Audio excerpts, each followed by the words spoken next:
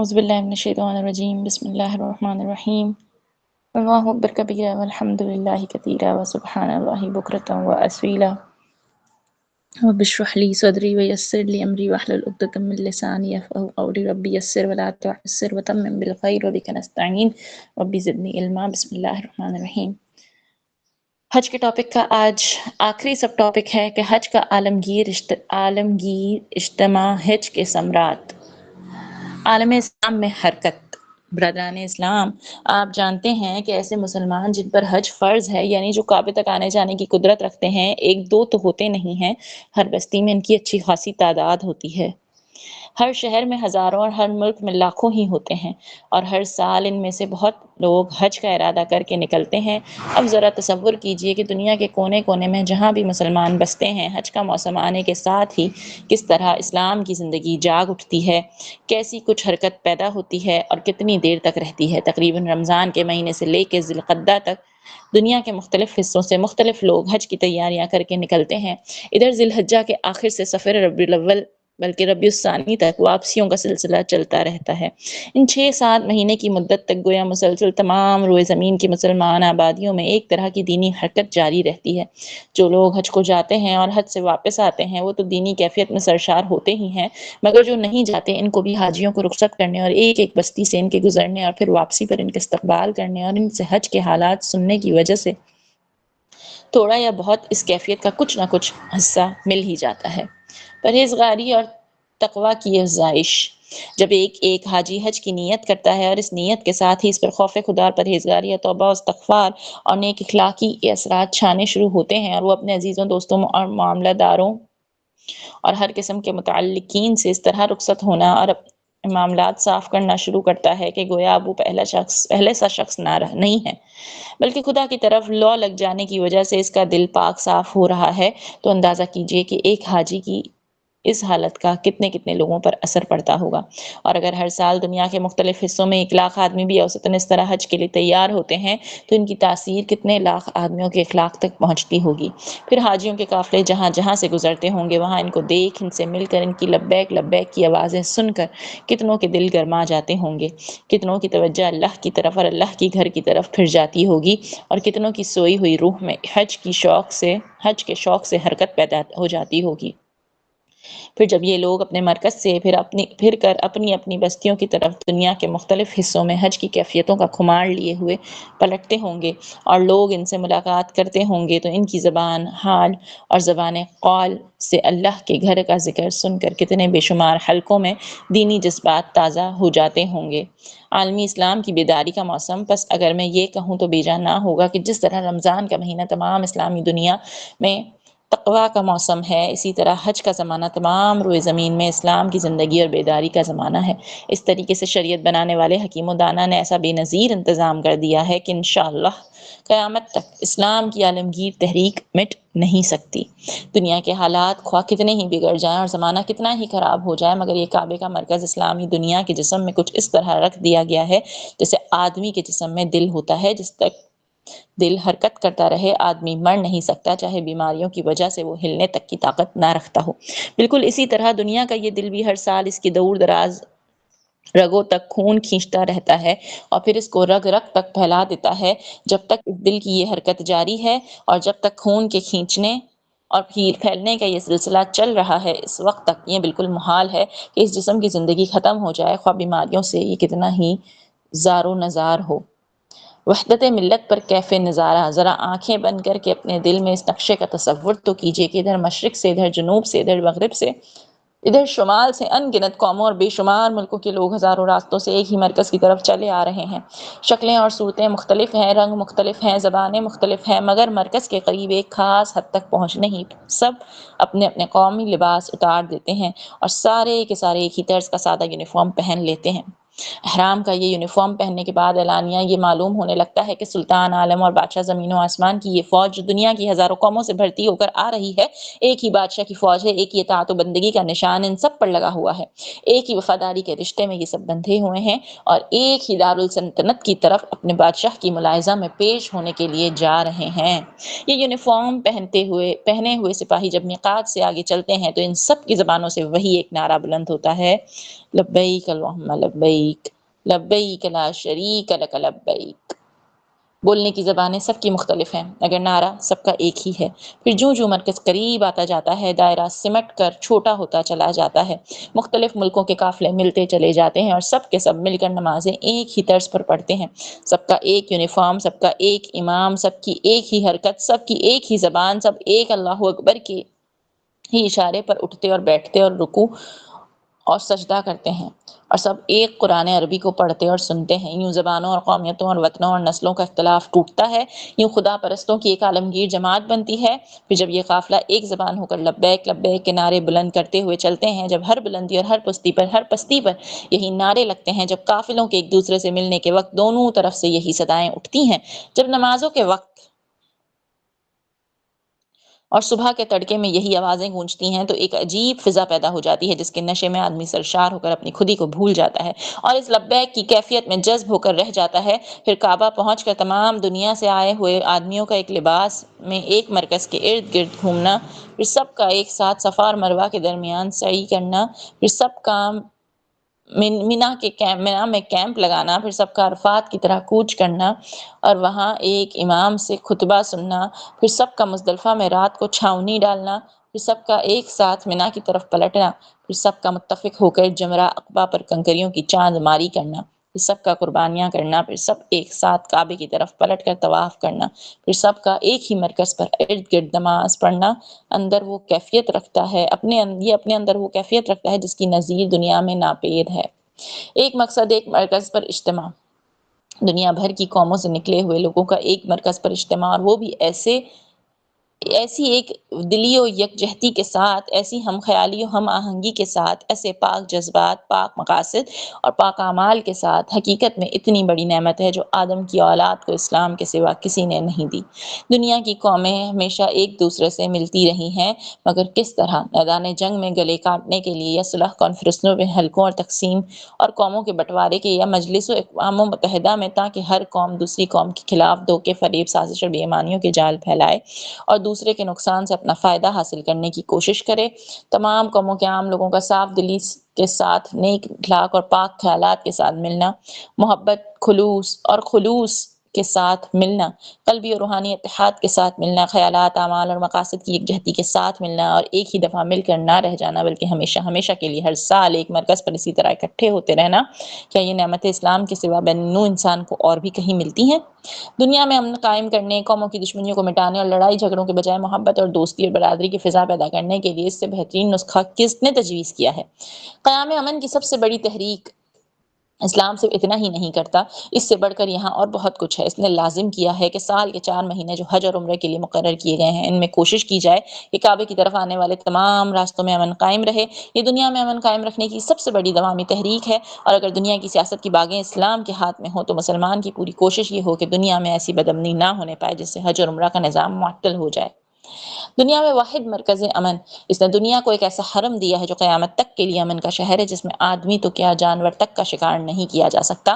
جس میں گھاس تک کے کاٹنے کی اجازت نہیں، جس کی زمین کا کانٹا تک نہیں توڑا جا سکتا، جس میں حکم ہے کہ کس کی کوئی چیز گری پڑی ہو تو اسے ہاتھ نہ لگاؤ۔ اس نے دنیا کو ایسا شہر دیا ہے جس میں ہتھیار لانے کی ممانعت ہے، جس میں غلہ کو اور دوسری عام ضرورت کی چیزوں کو روک لگا کر مہنگا کرنا الحاد کی حد تک پہنچ جاتا ہے، جس میں ظلم کرنے والوں کو اللہ نے دھمکی دی ہے، یعنی ہم اسے دردناک سزا دیں گے۔ حقیقی مساوات کا مرکز، تو اس نے دنیا کو ایک ایسا مرکز دیا ہے جس کی تعریف یہ ہے کہ یعنی وہاں ان تمام انسانوں کے حقوق بالکل برابر ہیں جو خدا کی بادشاہی اور محمد مصطفیٰ صلی اللہ علیہ وآلہ وسلم کی رہنمائی کر کے اسلام کی برادری میں داخل ہو جائیں، خواہ کوئی شخص امریکہ کا رہنے والا ہو یا افریقہ کا، چین کا ہو یا ہندوستان کا۔ اگر وہ مسلمان ہو جائے تو مکے کی زمین پر اس کے وہی حقوق ہیں جو خود مکہ والوں کے ہیں۔ پورے حرم کے علاقے کی حیثیت گویا مسجد کی سی حیثیت ہے کہ وہ جو شخص مسجد میں جا کر کسی جگہ اپنا ڈیرا جما دے اسی کی ہے، کوئی اس کو اٹھا نہیں سکتا، نہ اس سے کرایہ مانگ سکتا ہے، مگر وہ اس جگہ تمام عمر بیٹھا رہا ہو اسے یہ کہنے کا حق نہیں ہے کہ یہ جگہ میری ملک ہے۔ نہ وہ اس کو بیچ سکتا ہے، نہ اس کا کرایہ وصول کر سکتا ہے، حتیٰ کہ جب وہ شخص اس جگہ سے اٹھ جائے تو دوسروں کو بھی وہاں ڈیرا جمانے کا ویسا ہی حق ہے جیسا اس کو تھا۔ بالکل یہی حال پورے مکے کے حرم کا ہے۔ یعنی جو شخص اس شہر میں کسی جگہ آ کر پہلے اتر جائے وہ جگہ اسی کی ہے، وہاں کے مکانوں کا کرایہ جائز نہیں۔ حضرت عمر رضی اللہ تعالیٰ عنہ نے وہاں کے لوگوں کو حکم دے دیا تھا کہ اپنے مکانات کے گرد صحنوں پر دروازے نہ لگاؤ تاکہ جو چاہے تمہارے صحن میں آ کر ٹھہر سکے۔ بعض فقہا نے تو یہاں تک کہا ہے کہ شہر مکہ کے مکانات پر کسی کی ملکیت ہے اور نہ وہ وراثت میں منتقل ہو سکتے ہیں۔ کیا اسلام کے سوا یہ نعمتیں انسان کو کہیں اور بھی مل سکتی ہیں؟ بھائیوں، یہ ہے وہ حج جس کے متعلق فرمایا گیا تھا کہ اسے کر کے دیکھو، اس میں تمہارے لیے کتنے منافع ہے۔ میری زبان میں اتنی قدرت نہیں ہے کہ اس کے سارے منافع گنا سکوں، تاہم اس کے فائدوں کا یہ ذرا سا خاکہ جو میں نے آپ کے سامنے پیش کیا ہے، اسی سے آپ سمجھ سکتے ہیں کہ یہ کیا چیز ہے۔ ہماری قدر ناشناسی۔ مگر یہ سب کچھ سننے کے بعد ذرا میرے جلے دل کی کچھ باتیں بھی سن لو۔ تم نسلی مسلمانوں کا حال اس بچہ کا سا ہے جو ہیرے کی کان میں پیدا ہوا ہے۔ ایسا بچہ جب ہر طرف ہیرے ہی ہیرے دیکھتا ہے اور پتھروں کی طرح ہیروں سے کھیلتا ہے تو ہیرے اس کی نگاہ میں ایسے ہی ہیں، بے قدر ہو جاتے ہیں جیسے پتھر۔ یہی حالت تمہاری بھی ہے کہ دنیا جن نعمتوں سے محروم ہے، جن سے محروم ہو کر سخت مصیبتیں اور تکلیفیں اٹھا رہی ہے اور جن کی تلاش میں حیران و سرگرداں ہے، وہ نعمتیں تم کو مفت میں بغیر کسی تلاش اور جستجو کے صرف اس وجہ سے مل گئیں کہ خوش قسمتی سے تم مسلمان گھروں میں پیدا ہوئے ہو۔ وہ کلمہ توحید جو انسان کی زندگی کے تمام پیچیدہ مسئلوں کو سلجھا کر ایک صاف سیدھا راستہ بنا دیتا ہے، بچپن سے تمہارے کانوں میں پڑا نماز اور روزے کی وہ کیمیا سے زیادہ قیمتی نسخہ جو آدمی کو جانور سے انسان بناتے ہیں اور انسان کو خدا ترس اور ایک دوسرے کا بھائی ہمدرد اور دوست بنانے کے لیے جن سے بہتر نسخے آج تک دریافت نہیں ہو سکے ہیں، تم کو آنکھ کھولتے ہی خود بخود باپ دادا کی میراث میں مل گئے۔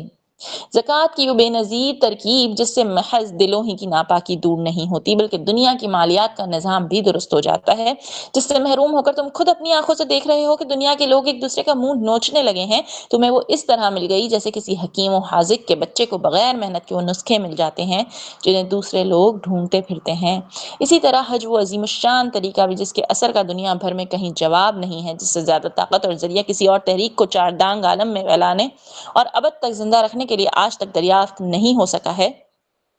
جس کے سوا آج دنیا میں کوئی عالمگیر طاقت ایسی موجود نہیں ہے کہ آدم کی ساری اولاد کو زمین کے گوشے گوشے سے کھینچ کر خدا واحد کے نام پر ایک مرکز پر جمع کر دے اور بے شمار نسلوں اور قوموں کو ایک خدا پرست نیک نیت خیر خواہ برادری میں پیوست کر کے رکھ دے۔ ہاں، ایسا بے نظیر طریقہ بھی تمہیں بغیر کسی جستجو سے بنایا اور صدہا برس سے چلتا ہوا مل گیا، مگر تم ان نعمتوں کی کوئی قدر نہ کی، کیونکہ آنکھ کھولتے ہی تم کو اپنے گھر میں ہاتھ آ گئیں۔ اب تم ان سے بالکل اسی طرح کھیل رہے ہو جس طرح ہیرے کے کان میں پیدا ہونے والا نادان بچہ ہیروں سے کھیلتا ہے اور انہیں کنکر پتھر سمجھنے لگتا ہے، اپنا جہالت اور نادانی کی وجہ سے۔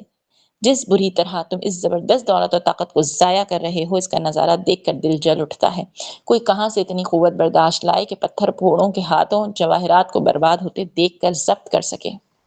میرے عزیز، تم نے شاعر کا یہ شعر تو سنا ہی ہوگا، یعنی گدھا خواہ عیسیٰ علیہ السلام جیسے پیغمبر کا ہی کیوں نہ ہو، مکے کی زیارت سے کوئی فائدہ اٹھا نہیں سکتا، اگر وہ وہاں ہو آئے تب بھی جیسا گدھا تھا ویسا ہی رہے گا۔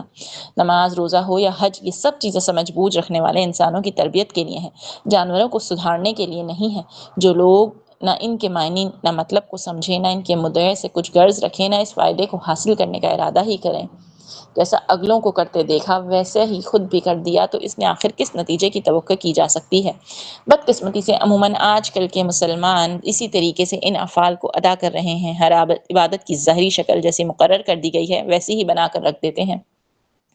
مگر وہ شکل روح سے بالکل خالی ہوتی ہے۔ تم دیکھتے ہو کہ ہر سال ہزارہ زائرین مرکز اسلام کی طرف جاتے ہیں، حج سے مشرف ہو کے پلٹتے ہیں، مگر نہ جاتے وقت ہی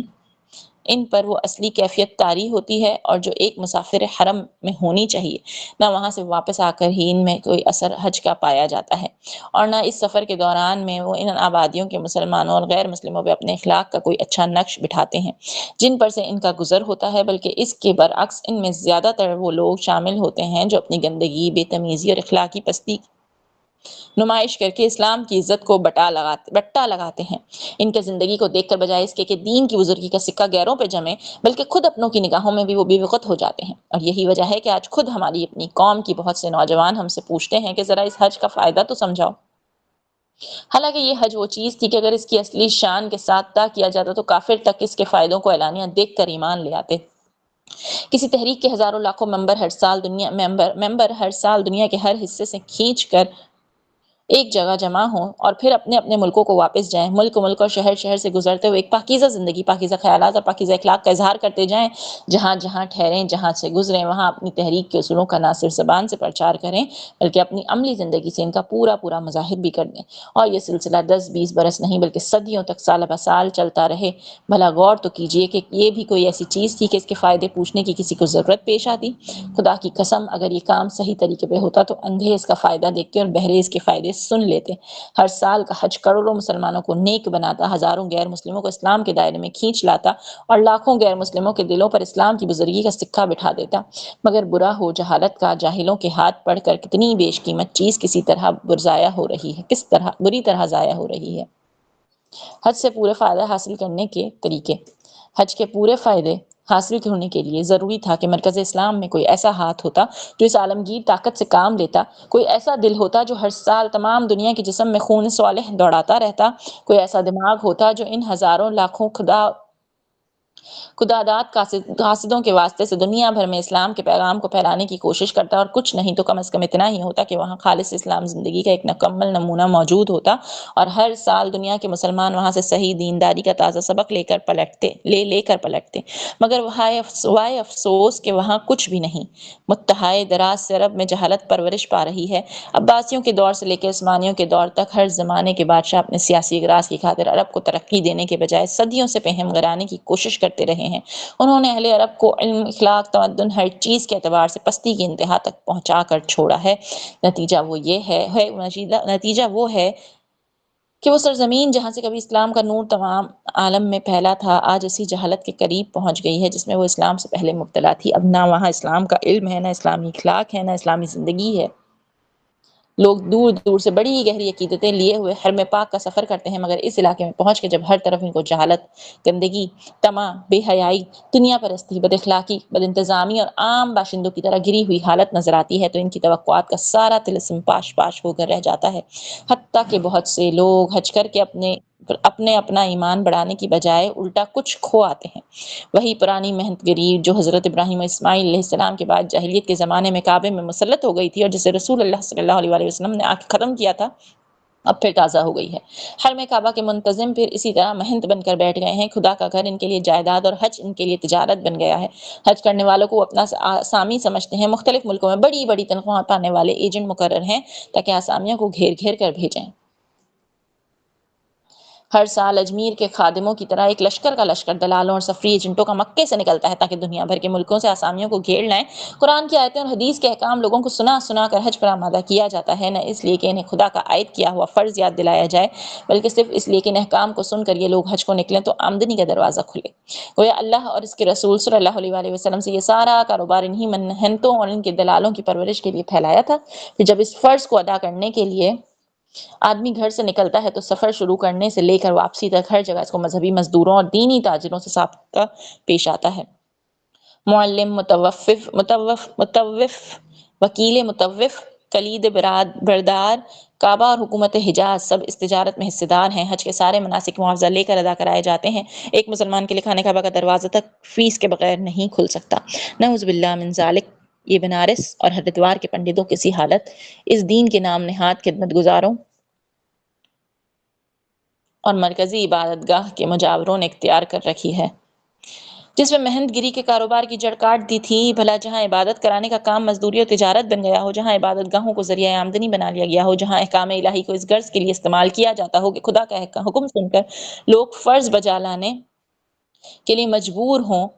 اور اس طاقت کے بل پر ان کی جیبوں سے روپیہ گھسیٹا جائے، اور جہاں آدمی کو عبادت کا ہر رکن ادا کرنے کے لیے معاوضہ دینا پڑتا ہو اور دینی سعادت ایک طرح سے خرید و فروخت کی جنس بن گئی ہو، ایسی جگہ عبادت کی روح کہاں باقی رہ سکتی ہے؟ فائدے کس طرح آپ امید کر سکتے ہیں کہ حج کرنے والوں اور حج کرانے والوں کو اس عبادت کے حقیقی روحانی فائدے حاصل ہوں گے، جبکہ یہ سارا کام سوداگری اور دوسری طرف خریداری کی ذہنیت سے ہو رہا ہے؟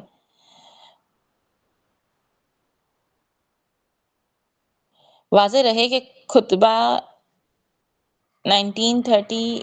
1937 یا 1938 کا ہے، اس کے بعد سے اب تک حالات کی بہت کچھ اصلاح ہو چکی ہے اور سعودی عرب کی حکومت مزید اصلاح کی کوشاں ہے۔ عرب میں تعلیم بھی پھیلائی جا رہی ہے۔ ریاض، مکہ، جدہ وغیرہ شہروں میں شریعت کی تعلیم کے لیے اعلیٰ درجے کے ادارات قائم کیے گئے ہیں۔ مدینہ طیبہ میں جامعہ اسلامیہ نے بڑے پیمانے پر کام شروع کر دیا ہے۔ مکہ معظمہ میں رابطہ اسلامیہ کے نام سے عالم اسلام کی ایک بین الاقوامی تنظیم قائم کی گئی ہے جو پوری کوشش کر رہی ہے کہ حج کے اجتماع سے فائدہ اٹھا کر تمام مسلمان قوموں میں دینی روح پیدا کی جائے۔ ان پہلوؤں سے حالات بڑی حد تک قابل اطمینان ہیں۔ اب دو امور کی طرف خاص توجہ کی ضرورت ہے۔ ایک یہ کہ معلمین کے طریقہ کار کی اصلاح کی جائے۔ خدا کرے کہ سعودی حکومت اس سلسلے میں صحیح تدابیر عمل میں لائے۔ اس ذکر سے میرا مقصد کسی کو الزام دینا نہیں ہے، بلکہ صرف آپ لوگوں کو یہ بتانا ہے کہ حج جیسی عظیم الشان طاقت کو آج کن چیزوں نے قریب بالکل بے اثر بنا کر رکھ دیا ہے۔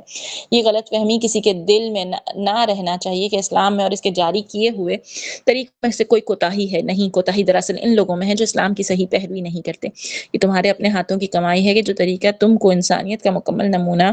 بنانے والے تھے اور جن پر ٹھیک عمل کر کے تم تمام دنیا کے مسلح اور امام بن سکتے تھے، ان سے آج کوئی اچھا پھل ظاہر نہیں ہو رہا، اور نوبت یہاں تک پہنچ گئی ہے کہ لوگوں کو خود ان طریقوں کی مفید ہونے میں شک ہونے لگا ہے۔ اس کی مثال بالکل ایسی ہے جیسے ایک طبیب حاذق چند بہترین تیر بھدف نسخے مرتب کر کے چھوڑ گیا ہو اور بعد میں اس کو وہ نسخے ناڑی اور جاہل نشینوں کے ہاتھ پر بیکار بھی ہو رہے ہوں اور بدنام بھی۔ اس کا بجائے خود چاہے کتنا ہی صحیح ہو، مگر بہرحال اس سے کام لینے کے لیے فن کی واقفیت اور سمجھ ضروری ہے۔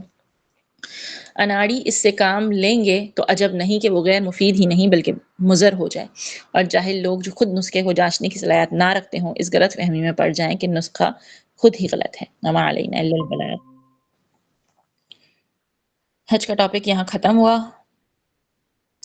اب بس کچھ پیجز رہ گئے ہیں، وہ اگلی نشست میں پڑھیں گے جہاد سے ریلیٹڈ۔ اگر کچھ پوائنٹس ہیں جو اس ٹاپک سے آپ کو ملے تو آپ شیئر کریں۔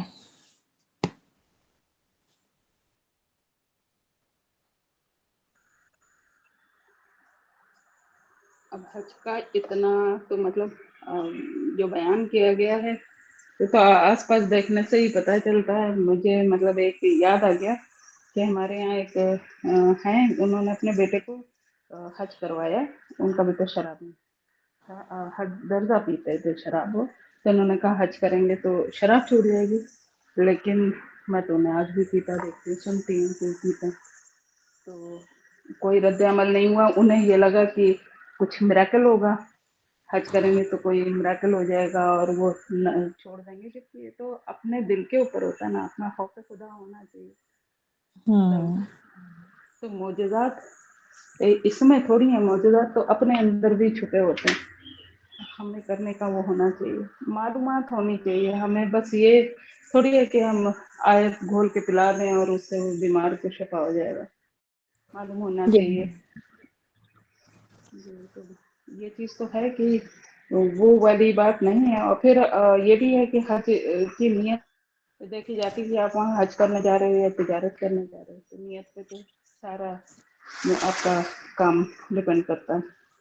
تو دو ہی چیز کے لیے جائیں، اگر آپ حج کے لیے جا رہے ہیں تو آپ حج کریں، تجارت کے لیے جانا ہے تو تجارت کریں۔ حالانکہ آپ حج کے بعد وہاں پہ کچھ خرید فروخت کر سکتے ہیں، تجارت میں۔ ہاں جی، آپ کی نیت یہ ہونی چاہیے کہ میں نے حج کرنا ہے، آپ کی نیت یہ نہیں ہونی چاہیے کہ میں تجارت کرنے جا رہا ہوں تو ساتھ میں کر ہی لوں گا۔ تو ہاں میں حج ہی یہ کر لوں گا، ہاں جی۔ اور بات یہی ہے کہ ہماری عبادتوں میں سے روح غائب ہے، تو عبادت ظاہری تو جسم تو ہے لیکن روح نہیں ہے، تو ہر عبادت اپنی روح مانگتی ہے، جب روح کے ساتھ ادا کی جائے گی تو کیسے ایسا نہ کرے گی، اور روح کے بغیر ادا کی ہوئی کوئی بھی چیز بے جانی ہوگی۔ بہت ہاں، ریل وغیرہ دیکھو نا تو ان میں دکھاتے ہیں، اتنا اچھا لگ رہا تھا وہ دعا، ایک ہاتھ دعا کے لیے اٹھا ہوا، ایک ہاتھ سے وہ کچھ بتا رہے ہیں، پوائنٹ میں بتا رہے ہیں، تو دیکھو کتنا، اور اپنے میں مگن ہے، تو اللہ سے ہی تو بات کر رہے ہیں وہ۔ مجھے بہت اچھا لگا انہیں دیکھ کے کہ یہ اور ایک ہاتھ دعا میں اٹھا ہوا، تو بہت مطلب اچھی فیلنگ آئی۔ اللہ پاک ہمیں بھی اس لیول تک پہنچا دیں کہ ہم بھی آپ سے بات کر پائیں، اس طریقے سے بات کر پائیں، جیسے ساتھی ہو یا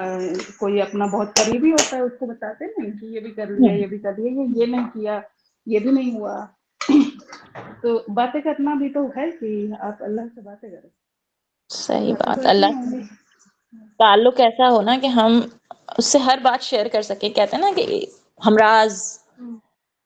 کہتے ہیں کہ صحابہ جو ہیں وہ جوتے کے ٹچ میں تک کے لیے تو اللہ کو کرتے تھے. ایک منٹ. چلیں پھر ہم اس کو یہ اینڈ بڑی کرتے بات ہے. سبحانک اللہم و بحمدک نشہد ان لا الہ الا انت نستغفرک و نتوب الیک.